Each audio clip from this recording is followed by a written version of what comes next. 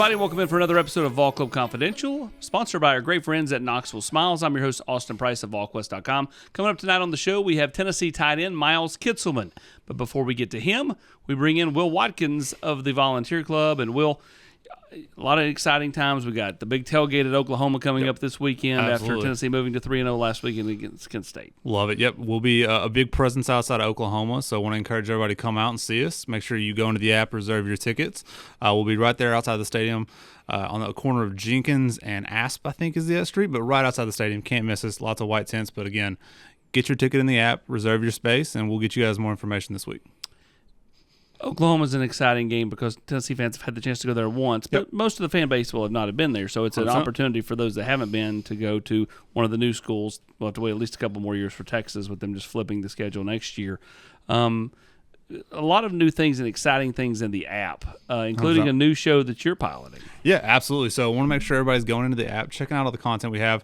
I'm biased towards my new show with Thomas Wharton, so it's called The More Steam Show. So we're breaking down the opponent in depth each week, kind of going through the depth and the scheme, kind of talking X's and O's a little bit. Thomas is a great mind on the football side, so we look at each team, break down the opportunity that we have that week, and kind of go through the game. So I want to make sure everybody's checking that out, but that's not the only content on there. Like right now, last week, Kate Runyon, Lady Vol soccer player, had a behind-the-scenes travel episode, so we've got tons of new content coming out, so make sure, again, check out the app. Make sure you're checking out all the content we have. And, of course, all the things that we put at VolQuest, Eric Kane with Locked On, Yeah, absolutely. Josh Pate, all those things are on there. So it's a one-stop shop. That is the goal. We want it to be an aggregate. If you're looking for Tennessee content, the app is the place to be. So the Volunteer Club app has, everything you could possibly want from college football, college basketball, anything Tennessee related, you can find it in the app.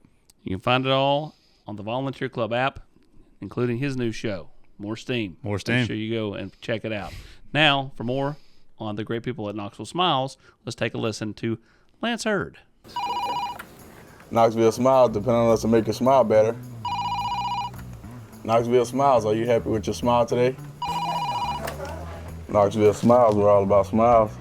Hey Lance, what makes you smile? Pancake blocks.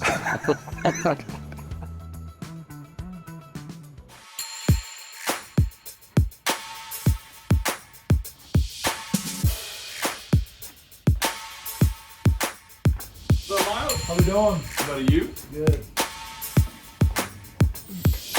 Miles, when you got here, kind of what were the expectations, like internally in your mind? What were you hoping to accomplish when you got to Tennessee? Just getting on the field was the first thing in my mind. Coming from Alabama and not really getting to play a whole lot, my whole objective in the portal was just get somewhere that I can get on the field, and after that I can show people what I can do. So my expectations coming in were just to prove the coaches that, I'm more than just a big guy that can block. I can do stuff out in space. I'm smart. I can pick up on things and stuff like that. So my expectations were just to come in and really just impress coaches and get the respect of my teammates right off the bat. What do you think just from the outside looking in, what do you think the notion was when Tennessee, got your commitment there, after the first of the year? It's kind of been like this my whole life. I've been kind of not necessarily doubted, but kind of doubted. I was a 0-star coming out of high school. Didn't have really any offers. And so I feel like coming in here was kind of the same deal. And this is not against anybody, but kind of just he's, 6'5 and a half, 6'6", 255. Like, he's just going to be a bigger guy, kind of some depth for us. Be a third and short guy, that kind of stuff. So I feel like that's kind of what the expectations were. Like, I didn't really play a whole lot at Alabama, so when you don't have film, it's hard to have high hopes. Kind of just taking a shot on a kid. And so I feel like what people expected were just come in for some depth, be good at blocking, that kind of stuff. Coming out of high school, you played defensive end, and you could have went Division II, but you chose to go the junior college route just to see if you could develop into something, which worked out for you, right? You signed with Alabama. So, Right. You go from, as you said, no stars with nothing to, one of the premier college programs, and now to here two of the premier college programs in all of college football. Yeah, it's just growing up in a small town where nobody goes D1. All my friends didn't even go to college, and there's nothing wrong with that. But the expectations are just set low, I guess, where I'm coming from. And so, growing up was always just like, yeah, you'll probably just go to your local D2 and have a good season, have a good career, play your 4 or 5 years, whatever it is, and be done with it. And so growing up, just always, people were asking me, what are you going to do for college? And I'd be like, I'm just going to go to my local D2 here and, just have fun. And luckily, shout out to my dad and my uncle. They're like, Miles, like, we can't let you do this. First of all, DNs are hybrid freak athletes. They told me I'm not a freak athlete, and I knew that. And they're like, second of all, you have way too much hand-eye coordination and smarts to not go play tight end and see what you can do with it. And at first I kind of fought it because, it was scary. Like, I'd never been away from home, and then all of a sudden, I know this is going to sound funny, but, Hutch is about 3.5 hours away from home, and, you don't know if you're going to walk in there and, Hutch is a premier JUCO college to where it's like, man, I could go in there and not even see the field.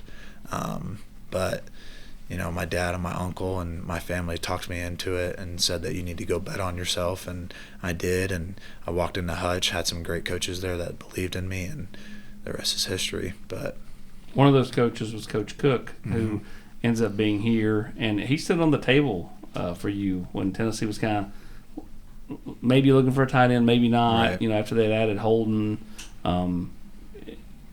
said, told Coach Ablin, hey, this guy has twitch. This guy can run routes. What did that relationship mean for you, just to kind of get your foot in the door here? Yeah, me and Coach Cook have a huge love-hate relationship. I would say tough love's probably a better word for that. I got to Hutch, and Coach Cook was the wide receivers coach. And I remember one day I ran a route, and I remember him just cussing me out, saying that that's the worst route he's ever seen. Don't ever put that stuff on tape again. And I had never really talked to him before, and I just looked at him and I was like, well, then coach me then. And, for the next 6 months, every morning at 6:30, we were doing footwork with the wide receivers. And that really took my game to the next level. And honestly, that's what got me to Alabama, and that's what got me noticed. And so Coach Cook got a really good opportunity to see who I was, a small town, tough kid, blue collar, all that kind of stuff. But at the same time, he developed me into somebody that can do both.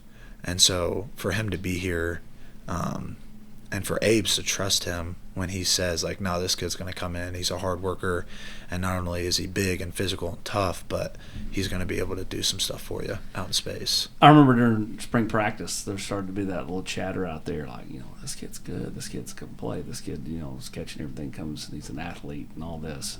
And, was there a moment in spring practice where you were like, yeah, there we go, I've got a little momentum here? What was it? Was there a catch? Was there a practice where you walked off the field and said, I think they got their eyes opened a little bit today? For sure.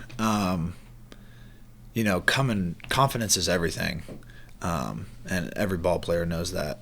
And so to come here and, not really seeing the field for the past 2 years, my confidence was not where it needed to be. And for the coaches to just believe in me and see what I can do and just instill that confidence in me every single day. And there was one practice that stood out a little bit in spring for me. My dad was actually there, was able to make it, and I ended up, having 3 or 4 touchdowns that day. And I had a jump ball, a fade ball, and I had to go over a DB and go grab it. And that was my first fade ball that I had ran in forever. And I made a tough contested, and Nico threw a perfect ball. And that was really whenever I was like, man, dude, like I can really do this, because I had never really done that kind of stuff out in space. And that was really whenever I was like, okay, I can do this. And P. Fant was there, and he ended up saying something to Coach Abe's like, hey man, that 87 can move. And I was like, okay, well, if somebody in the NFL is saying that I can move, then let's do this. The confidence just continues to build, and we got a long ways to go. But yeah, that practice in spring was really good for me mentally. You've had a couple home games now. You've got the NC State neutral site game. When you've caught that touchdown, kind of take me what's going through your mind. Like, Who are you looking for? Are you looking for anybody in the stands? Did you know where your parents were? I mean, like all that stuff. Like, take me through that play. You know, obviously it's set up for to do about the secondary, and they were duped. You were wide open. Yeah. So to start off with, pointing up to the stands. Unfortunately, my grandma passed away about 3 or 4 weeks ago. My dad's mom, and so we're talking. Before that, we were all talking about, well, what's your touchdown celebration going to be? And I always wanted to be the Gronk spike, but it can't be that. And so I was like, you know what? Like, I'm gonna point at you, Dad, and like we're all gonna know what that means. And it's funny, but throughout the game, I try to look for my family when I can. When I'm off on the sidelines, I'm like kind of peeking up there to see where they're at, and I couldn't find them. And when I scored that touchdown, the second I turned around to look for them, I see my dad and my uncle and my girlfriend up there, and immediately found them. And I was like, pointed at them, and so that meant a lot to me. But as far as the play, yeah, I mean, Coach Hosley did a great job of setting that play up. All night was just hitting the corner, blocking the corner, blocking the corner, blocking out, and then all of a sudden, block out, safety loses his eyes on me, who has me man, and get up into the flat. And so, but yeah, I mean, that was awesome. That experience it happened so fast. I didn't think it was going to happen that fast going through my mind, thinking about it before, but it all happened so fast, and I'm just so grateful that, I could find my family up in the stands and give them that little recognition. But yeah, we love grandmas on this show. Yes, we do. Everybody knows grandmas are the best. Yes, we and do. Grandpas too. I thought the play that got called back, though, was even a greater illustration of your athleticism. I mean, backpedaling. I mean, I think most of us would have been flat on our butt backpedaling as quickly as you were on that play on that scramble drill. And still not sure that call was the correct call, but it was what it was, yeah. Right? How much do you kind of like? You talk about having that kind of feel for Nico. Mm-hmm. When did you kind of know that he kind of had a good vibe with you and vice versa? As far as on that play? No, just in general. Like, I mean, like that one's gotcha. One like where like you just you're like, right. All right, boom, and like he's looking for you, right? Mm-hmm. Like you can kind of tell you all kind of jive. Yeah, I mean, I think that just takes repetition for somebody to believe in you, and that goes for any position, but especially with quarterback, man. Like, you got to make some tight throws and some tight windows, and it can get really complex on different looks, different coverages, and all that kind of stuff. So I think just through the spring and through fall camp, me and Nico talking after plays like, hey, if it's this look, you need to do this. If it's this look, you need to do this. And he came up to me before the game, was like, hey, if we get this look, I need you to do this. And I was like, okay, got it. So stuff like that, to where, Nico's a super smart kid, very smart. And, just over the last 9 months, going over every single look you could possibly think of, and me and him working things out where you build that confidence, plays like that broke. I mean, that's just ball players being ball players. And I didn't think Nico was going to be able to get that ball to me, but I forgot how good he was. Man, someone in your face throwing it 50 yards is pretty crazy. But through a couple games, you've each got a touchdown, right? Mm-hmm. The first two games, that's that's pretty neat that everybody in the tight end room that's playing has a touchdown. How close is that unit? Because everybody talks about, Coach Heupel's talked about it, just that unit being just super tight. When they're like, there's a competitiveness to everybody, but right. It seems like you guys are able to put it away once practice ends. Yeah, I think we all kind of realize like there's a place for everybody in this offense, and it's not just going to be one guy running the show. When you get 70, 80 snaps in a game, like those snaps need to be shared. And so to be able to realize that, everybody grow up and be men about it and go, okay, like at that point, I'm not preying on anybody's downfall. I'm trying to get you as best as you can, because when I come out of the game, I need you to be on your stuff. And so, when you go through that every single day, and you have, Holden and Ethan calling me out and me calling them out when they're not doing the standard and when I'm not doing the standard and that kind of stuff, that relationship, like that's when you truly get that bond. And, for over the last 9 months, that bond just continues to get better and better, and our connection continues to get better and better. And man, this is the best tight end group I've been a part of, and these guys man, they're a lot more than just my teammates. They're brothers for sure. What do you like about Coach Abelin? I really like how Coach Abe's, he feels like one of the guys when it's okay to feel like one of the guys, if that makes sense. You know, there's always, you know, my dad always said there's a time and place for fun and there's a time and place for work. And I think Coach Abe's does a great job of, you know, when you're sitting in meetings for 2 hours, you know, it's nice to have a position coach that can laugh a little bit, joke a little bit, but when it's time to get down to business, he gets down to it. And when it's time to get honest about something, he gets honest about it. And I can really respect that about somebody, not always being work. Like, man, sometimes you need to let up a little bit, especially when you spend 14 hours a day in a facility. So I'd say that's my biggest thing I love about Coach Abe's. What makes you smile? Football, golf, my girlfriend, my family. All right, for more on smiling and Knoxville Smiles, here's a look at them. I'm Tennessee basketball player JP Estrella. Let me give you a tour here of the offices at Knoxville Smiles. Dr. Costa is placing implants with a robot, and it's all done digitally. There's no guessing with this since it's all robotic. Dr. Welko is the newest addition to the office. He loves to research the latest and greatest in technology, so the other doctors go to him for the newest product information and techniques. Dr. Malone is building teeth in the mouth. To him, cosmetic bonding is more like artwork. He does this without cutting your teeth down. It's all about building them up. Guys, we still have a problem. Do y'all have a bigger chair?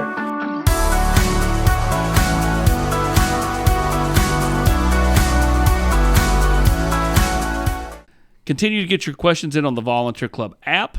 As for this week's question to Miles Kitzelman, we've got a three-parter from three special youngsters. Here we go. What's the hardest hit that somebody hit you? Hardest hit that somebody hit me, I would have to say, is probably Arion Carter, fitting up, split flow. Man, that kid can bring it. Who's your hero? I'd have to say my hero is my dad, for sure. Has definitely made me into the man that I am today, and continues to be there and guide me in the right way and just treats me great life skills. And yeah, he's my hero. What's the best advice he's ever got? Be who you say you're going to be.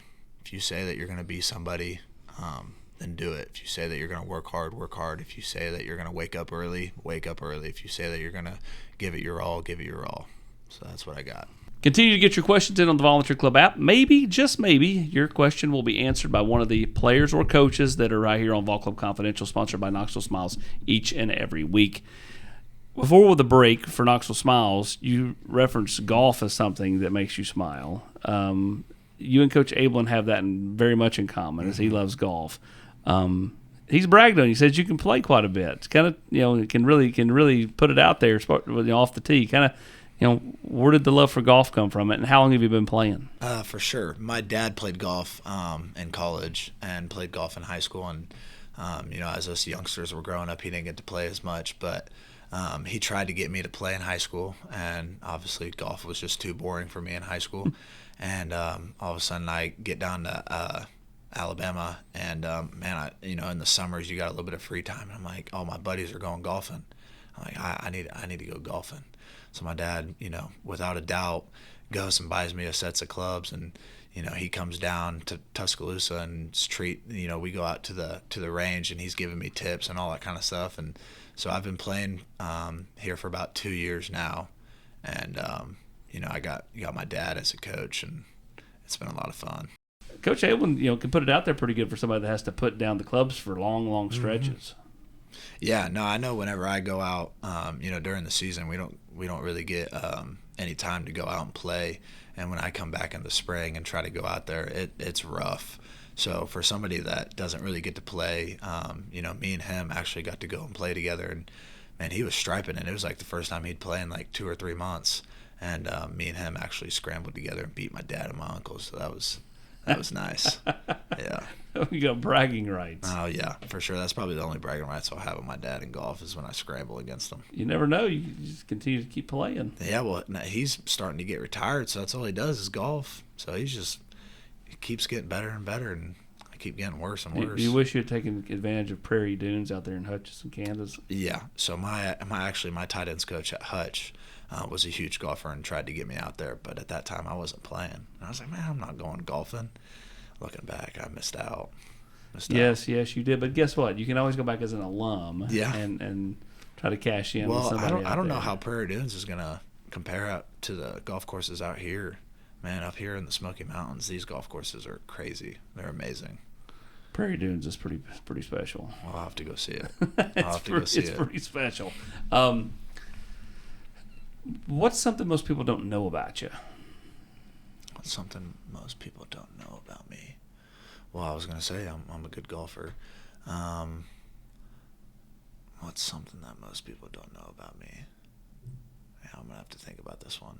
All right, you got the girlfriend. Got the girlfriend. I've had her for. Where's she from? She's from Wichita, Kansas, Yeah. which is about 30 minutes south of Hutchinson. So we met. She was running track and playing volleyball, dual sport, and so we'd be out there practicing, and she'd be running around the track. And I started asking some of the guys, like, who's that, and we ended up meeting, and the rest is history. Where was the first date to? First date? Oh, this is embarrassing. Well, in Hutchinson, Kansas, you don't really there's have not too much. many I get options. But that was Sonic. And, we got, what did I get? I got a cookie dough blast, and she got like a sugar-free raspberry water and made me feel terrible. But Was this during the half-off time, like half-off limeades? yeah, it was. But You even went cheaper than that, huh? yeah, I did. But I did pay for her 99-cent raspberry water. So You overcame. I did.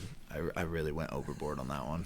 Yeah, I didn't know if she was ever going to talk to me again. What's after that. what's been your go-to date out here? Has she been out here, I assume? We go to Chivo down there on Gay Street. Yeah.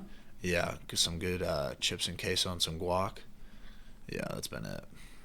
Your go-to meal? My go-to meal is definitely going to be a filet mignon, loaded baked potato, medium rare for sure. Is that what you had at the Roots Chris the night you committed to the staff? Yeah, that's actually what made me commit. Yeah, Those 300-degree plates or whatever they are. yeah, I know. I burned myself on that for sure. He even told me, but I was too hungry. Someplace you've never been to that you'd like to go to? Bali. Yeah, my one of my teammates from Alabama just took his honeymoon to Bali, and yeah, it looked pretty crazy. I really want to go there. Do you feel old now that you've got teammates that are getting married? I mean, of course, Keenan's been married, so Right. he's a new teammate for you, and you're talking about one of your older teammates. But I mean, now here you are. Is there pressure? I mean, So in my defense, my old teammate was a Marine for 6 years. okay, then So similar to Keenan, where he Yeah. took some time off, he took 6 years off, served our country, and then came back. So I think he just turned 27, and his wife is 29. So kind of, but yeah, I mean, there's definitely one of my best friends from back home. He actually plays D1 ball out in Utah Tech. Him and his girl have been together for a year and a half, 2 years, and they just got engaged. So that's the one that really put some pressure on me. She's like, well, we've been dating for almost 3 years. And I'm like, all right. Yeah, really Dane, my buddy that just got engaged. I was kind of mad at him. is the family coming out for every game?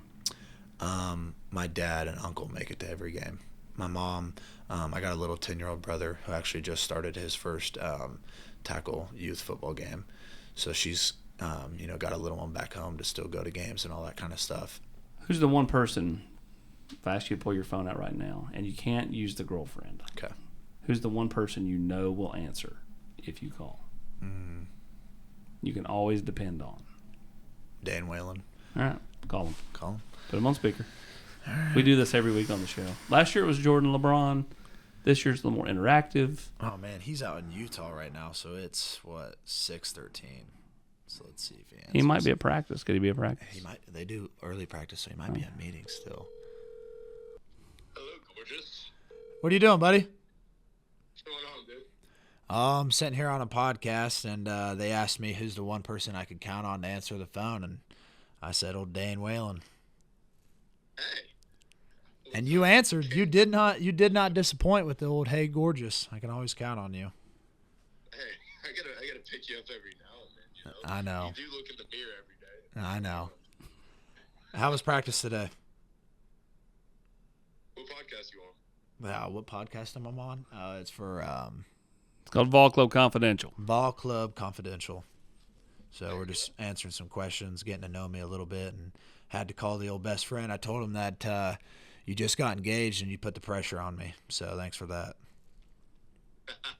You're welcome. You're welcome. Hope Haley's annoying you for it. Yeah, she is.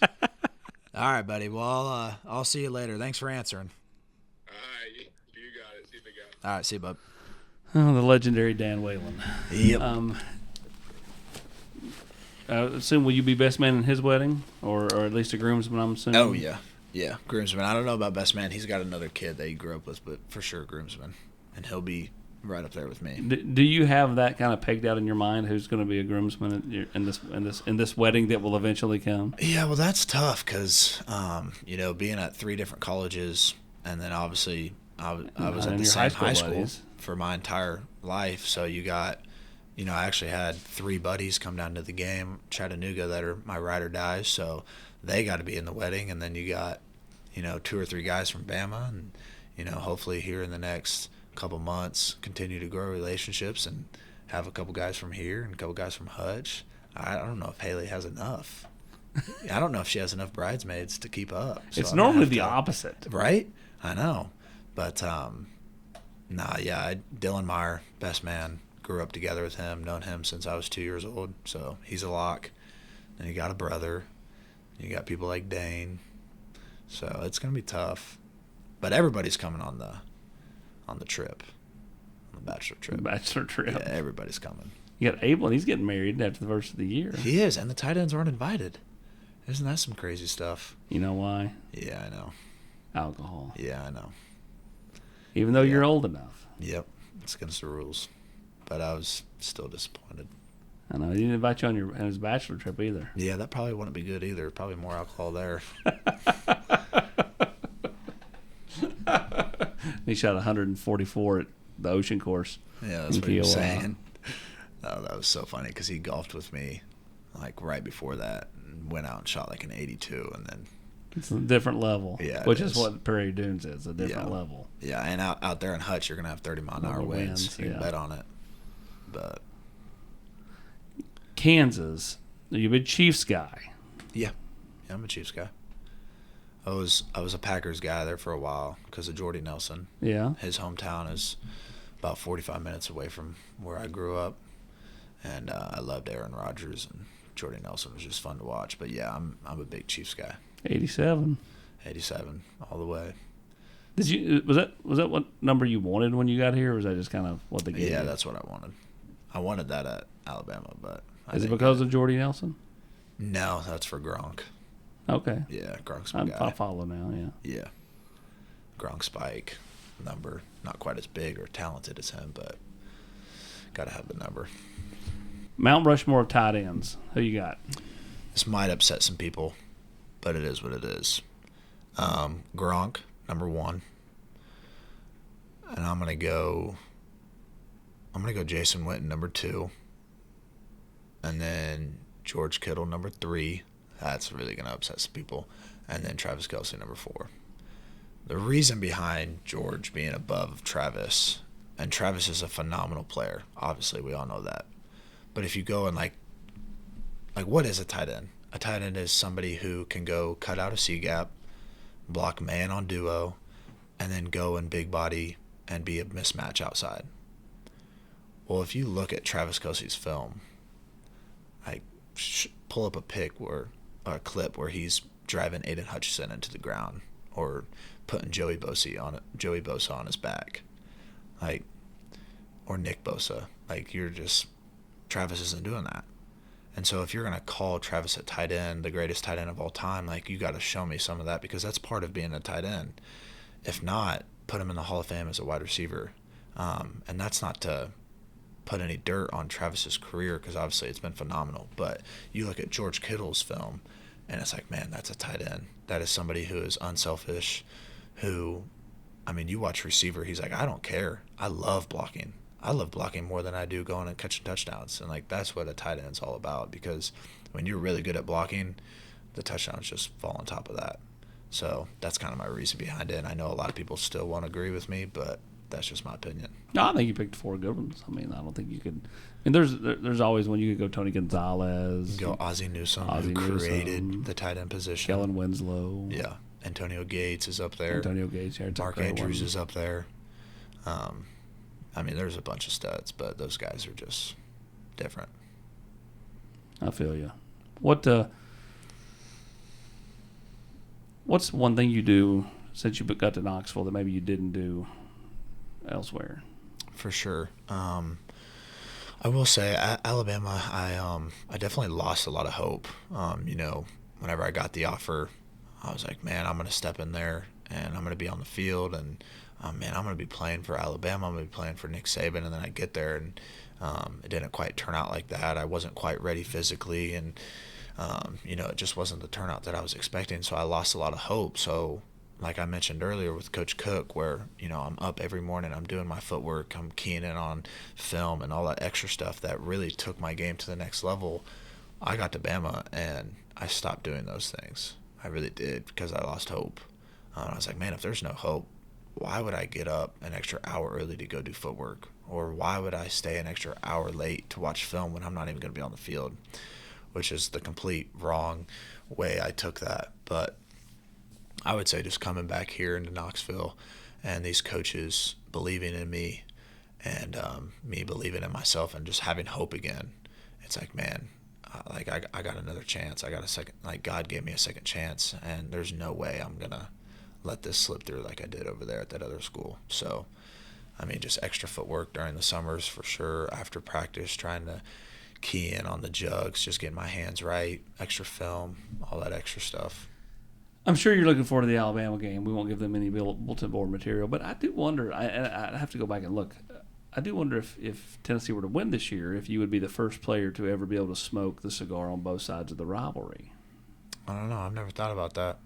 To wrap up, kind of, what do you want to accomplish the rest of this year? I mean, I know the team stuff, that's to me common sense, but individually, what, do you have things written down where you're like, little goals that you're trying to check off? And I was never big on like writing down stats as goals. I had goals set up. That was whenever I first got here, before I knew that all 3 of us tight ends were going to play, but it was like, goals as far as, no, you're going to outwork those other guys, and you're going to do this, and every single morning you're going to wake up and you're going to do this.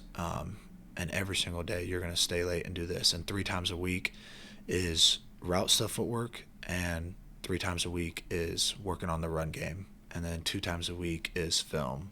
And so I never really wrote down like, hey, I want, 7 touchdowns and 500 yards this year. Because I feel like if you kind of see yourself not necessarily getting those stats, that can kind of put you in the wrong headspace. So, my goals were a little different as far as, like I mentioned earlier, what's the best advice I've ever gotten is be who you say you're going to be. Do what you say you're going to do. And, writing down those goals that say, no, every single day that alarm's going off at 5:30 and you're not hitting snooze. Like, you're getting up and you need to go and get your body right, do extra footwork. And then after practice, you need to stay and work on this. You need to work on this, Monday, Wednesday, Friday is this, Tuesday, Thursday, Saturday is this. That was obviously during the summer, but, those were my goals coming in, is to just be consistent is what I'm doing, and not fall back into those habits of hitting the snooze button. No snooze button here. No snooze button. Tennessee matriculates to Norman, Oklahoma this coming weekend for a big game against the Sooners of Oklahoma. He'll have a lot of family in attendance, not too far from his hometown over in Kansas. We'll see you in Norman. Sounds good. Thanks for having me. Appreciate you coming in, man. Thanks for having me.